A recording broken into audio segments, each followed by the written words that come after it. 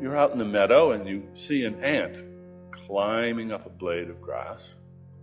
She climbs and she climbs. If she falls, she gets back on the blade and climbs again. Climbs again, she falls, and she climbs and she climbs and she climbs until she reaches the very top of the blade of grass. And you might wonder, what on earth is the ant doing this for? What benefit accrues to the ant?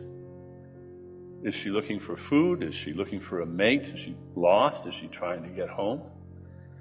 Wrong answers. In fact, no benefit at all accrues to the ant. Well, then, is this just a fluke? Yes, it's just a fluke. It's a brain fluke, a lancet fluke, Dicrocelium dendriticum, a parasitic little brainworm that has to get into the belly of a cow or a sheep in order to continue its reproductive cycle. What does it do?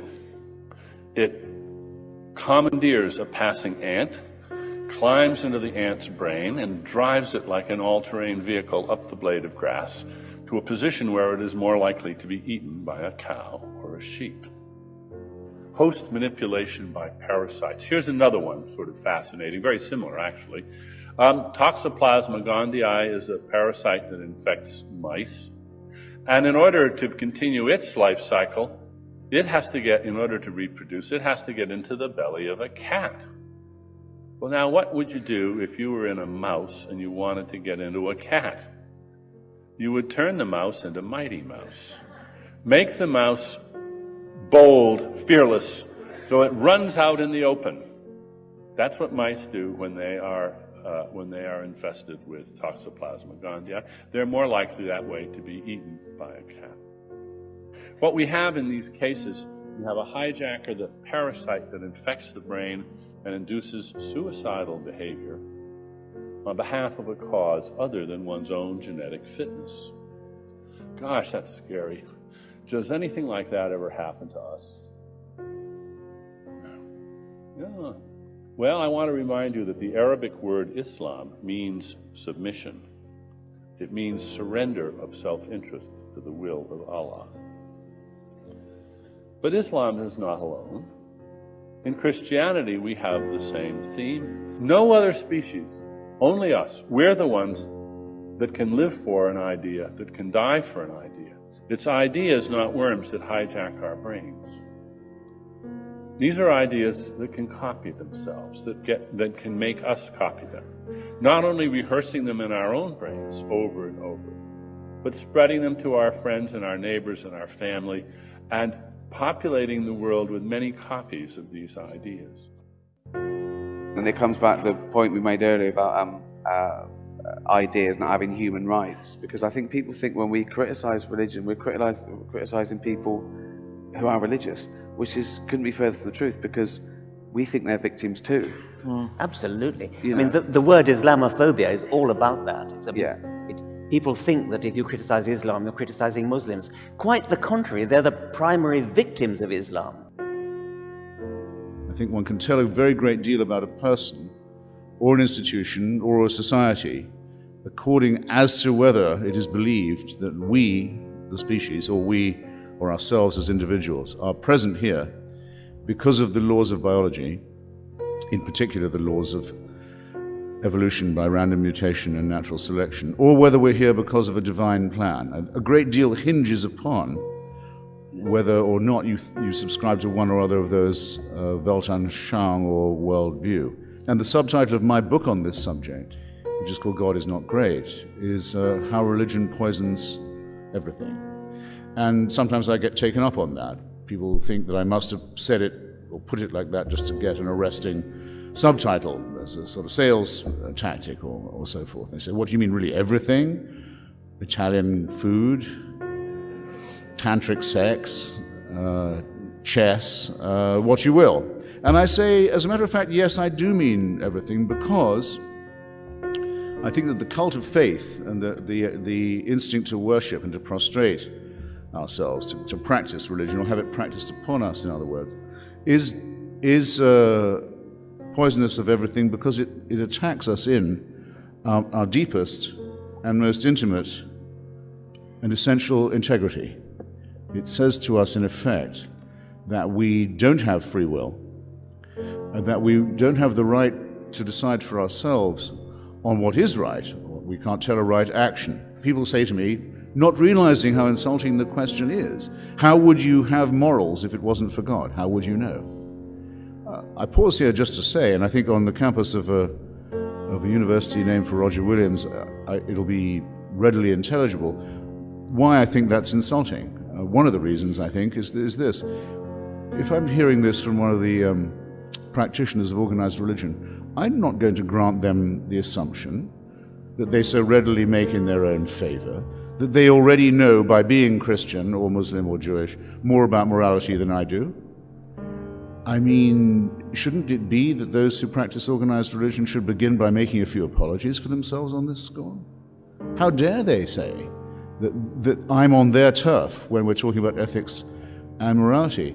It isn't I who mandate things like the mutilation of the genitals of children, for example, which is in all cases a religious commandment. It isn't I who ask for suicide and murder to be fused into one action in the name of God. The suicide-murder community is almost exclusively, not absolutely 100%, but very nearly exclusively a God-fearing and faith-based one. How dare the assumption be made that we can't talk about these things without a license from some kind of church? I've recently in the United States stated that teaching creationism is child abuse, and I think it is.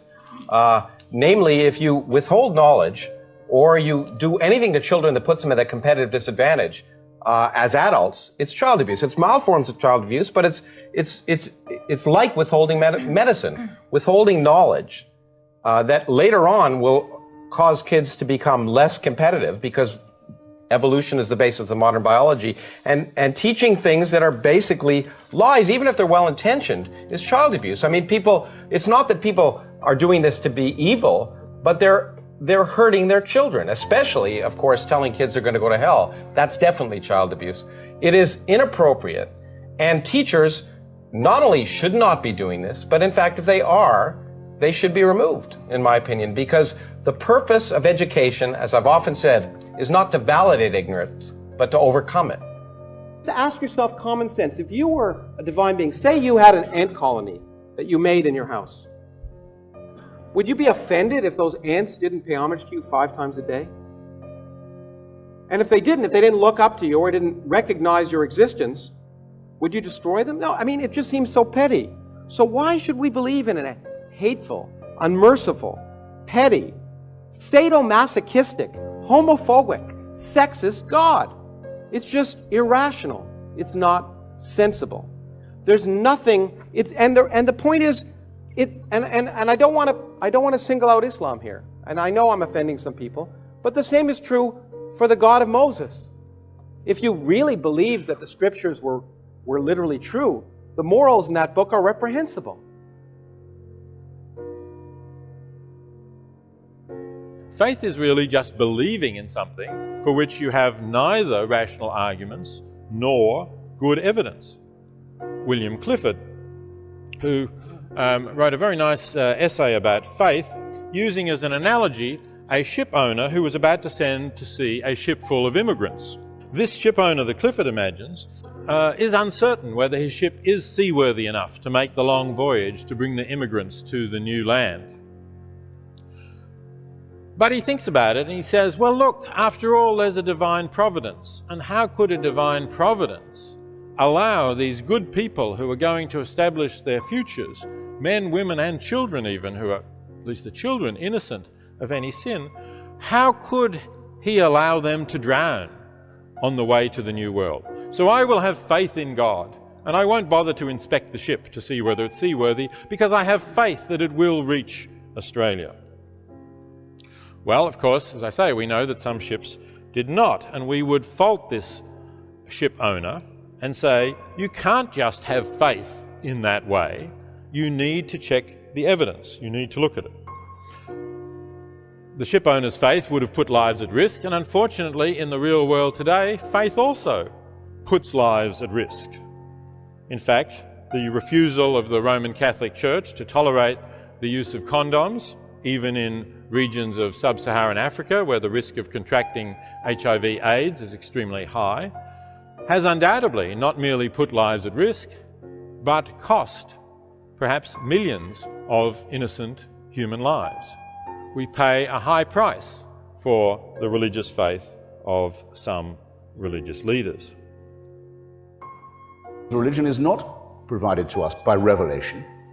It doesn't come from the heavens. It doesn't come from the beyond.